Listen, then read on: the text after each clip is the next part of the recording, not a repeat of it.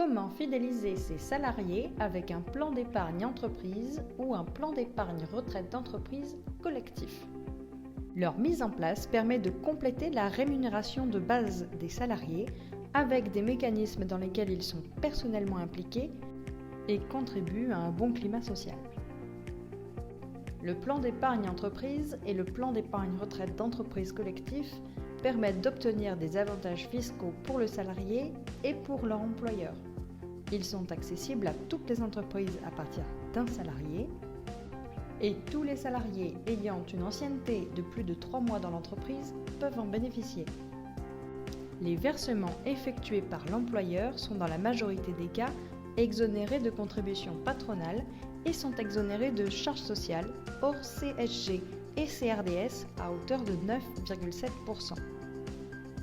Les sommes épargnées peuvent être exonérées d'impôts à l'entrée et à la sortie sous réserve de certaines conditions.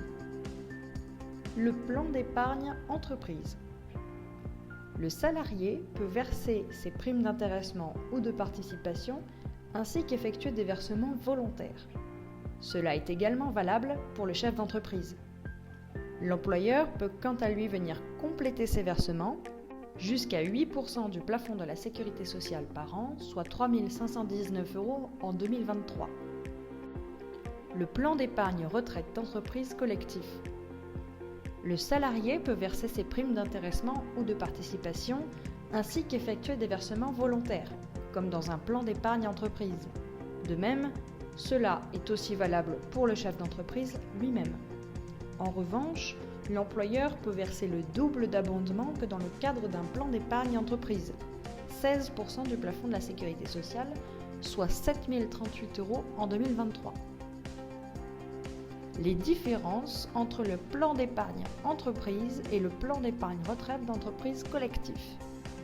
Dans le plan d'épargne entreprise, les versements volontaires du salarié sont limités à 25% de son salaire brut. Dans le plan d'épargne retraite d'entreprise collectif, les versements du salarié sont illimités. Dans le plan d'épargne retraite d'entreprise collectif, les versements volontaires peuvent être fiscalisés à l'entrée ou à la sortie au choix du salarié, ce qui peut être particulièrement intéressant en cas de changement de tranche marginale d'imposition entre la vie active et la retraite du salarié. L'horizon de placement est différent.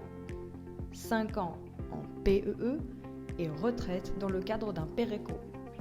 Dans un plan d'épargne entreprise, les intérêts tirés du placement ne sont pas fiscalisés à l'exception d'une cotisation CSG-CRDS de 9,7%. Rappelons que les produits de placement sont habituellement taxés au prélèvement forfaitaire unique de 30%.